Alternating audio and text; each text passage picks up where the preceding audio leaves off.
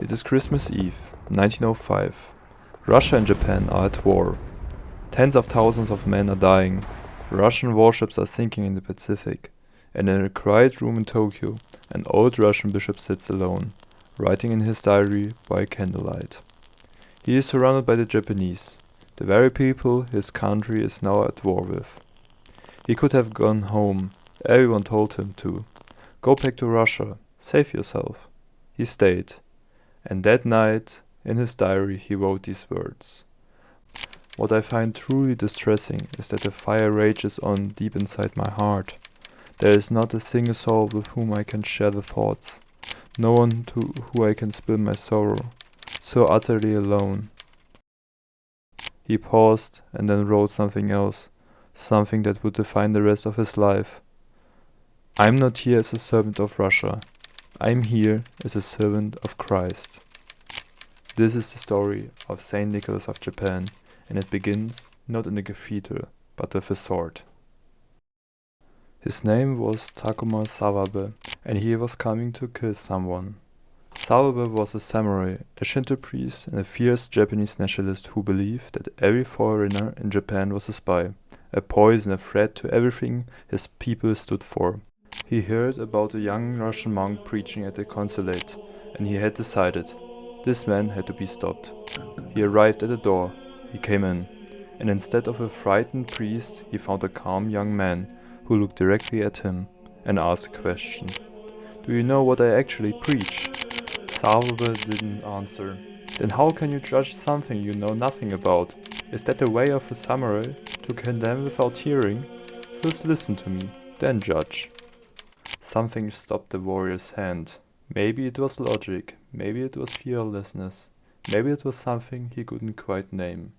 He sat down, and Father Nicholas began to speak.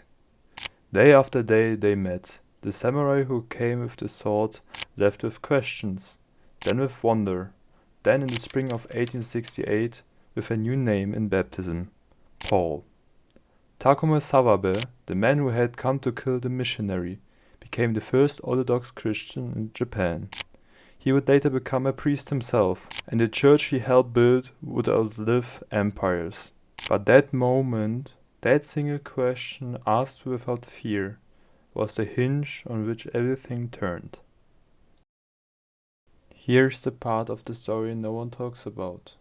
Before the samurai, before the thousands of converts, before the cathedral, there were 8 years of almost nothing.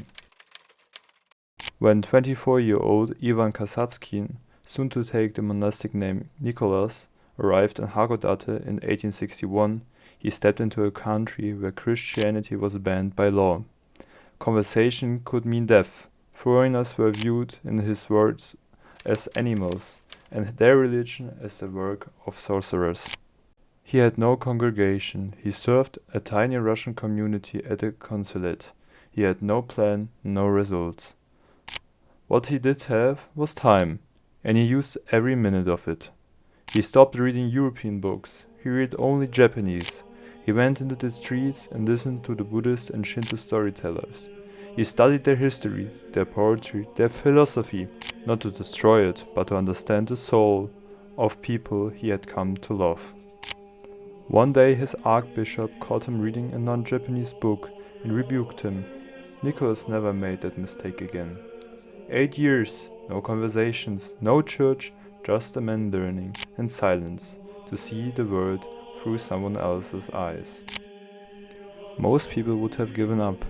Nicholas understood something few missionaries ever grasp. You cannot give someone a truth they cannot hear yet. First, you must learn their language, not just their words, but their heart.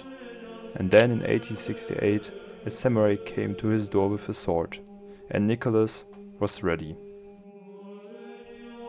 After Sawabe, the faith spread, slowly, then suddenly, but it was not easy. In 1871, a new wave of persecution began. Sawabe and many of the early Japanese Christians were thrown into prison. Some were beaten, their property was taken. Not one of them recanted. Nicholas watched from the sideline, unable to protect them, and he was pierced by what he saw. because these were people who had come to faith at enormous personal cost, and they would not let it go, even in chains. When the law finally erased in 1873, the growth was explosive. Schools were built, a seminary, churches. By 1878, 4,000 Orthodox Christians. By 1880, 7,000. And Nicholas became the first bishop of Tokyo. And every single evening for 30 years, from 6 o'clock until 10, he sat at his desk and translated the Bible, the liturgical services, theological text, one verse at a time, in a language he had taught himself from scratch. His translations are still used in the Japanese Orthodox Church today. In 1891, the Cathedral of the Resurrection rose over Tokyo. The Japanese called it Nikoraido, the House of Nicholas. By the time of his death, he had left behind over 35,000 Orthodox Christians, 32 priests, 96 churches, and 265 chapels. He had built not just a mission, but a living, breathing Japanese church, led by Japanese clergy, singing Japanese, praying in Japanese, entirely their own. Then came the war, and everything became impossible. In February 1904, Russia and Japan went to war. Russian battleships were destroyed, thousands of young men on both sides were dying, and Nicholas, Russian by birth, Japanese by calling, was caught between two worlds he loved. The Orthodox liturgy required that the bishop pray for victory in war, for his sovereign's army and against the enemy, but his sovereign army was now fighting his own congregation. He made a decision that stunned everyone. He wrote to his Japanese folk, "Brothers and sisters, do everything required of you as loyal citizens. Pray for Japan, serve your country." And then he stepped back from the public services. He did not serve. He did not pray for Russian victory over the Japanese people he had spent his life serving. Instead, he sat alone. He prayed for the deaf on both sides. He organized care for Russian prisoners, founding the Society for the Spiritual Comfort of POWs, and ensuring that every new Russian prisoner received a silver cross from the Japanese church as a blessing. And in his diary he poured out his grief, words that cut like glass. What I find truly distressing is that the fire rages on deep inside my heart. There's not a single soul with whom I can share thoughts, no one to whom I can spill sorrow. And yet he stayed, and something remarkable happened. Even during the war, his Japanese flock kept growing. In 1905 alone, at the height of the war, 627 people were baptized. The Japanese people saw a man who loved them enough to stay, even when it cost him everything. At the end of the war, Tsar Nicholas II himself wrote to the bishop, "You have shown us all how the Orthodox Church of Christ equally embraces with love all tribes and people." Nicholas of Japan died on February 3, 1912, after 50 years in a country that was never supposed to be his home. He was buried in Tokyo, mourned by thousands.